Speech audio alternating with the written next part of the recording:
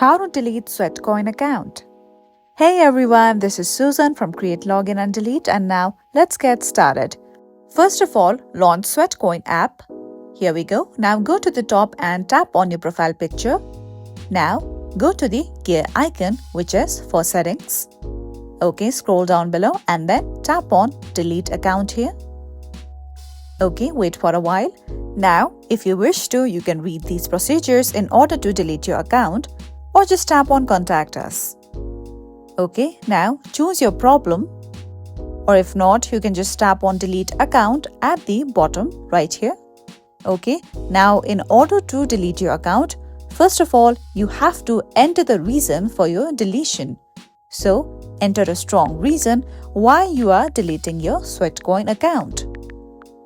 Now, after entering your issue, just tap on send and make sure you check your email address.